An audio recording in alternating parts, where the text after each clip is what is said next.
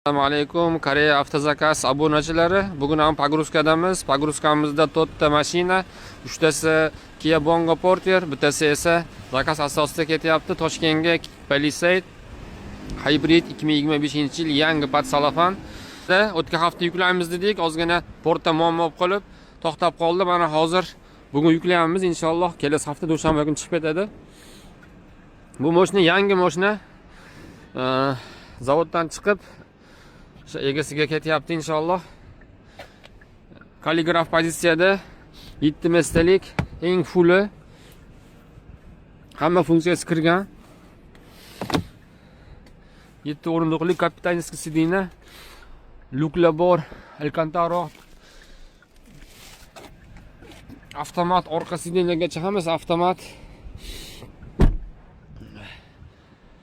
2025-yilgi Palisade'lar juda chiroyli chiqdi.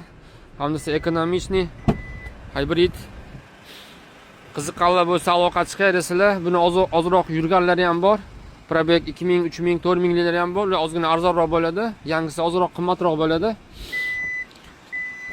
Barchamizga nasib qilsin.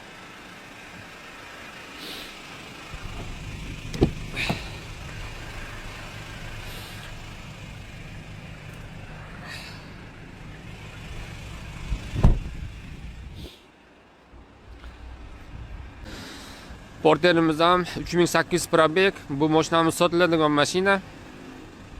Yo'lda ham sotamiz, eng full komplektatsiyada, mexanika. Ko'pchilik bizda mexanikani olishadi. Mexanikasi hadeganda chiqmasdi, bir uchrab qoldi. Probegi ham yaxshi, holati ham zo'r mashina. Displeylargacha bor.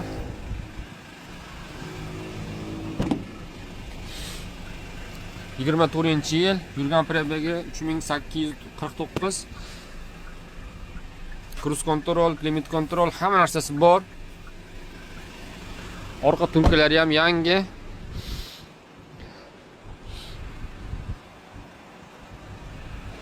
Kia Bongo 22-yil. Eng full komplektatsiyada bu ham. Bu mashinamiz ham sotiladigan mashina. Ishqibozlar ko'p buni. Zavodskiy propan. Toza, hech qayerda petno kraskalari yo'q. 2022 4-oy. Sariq salon.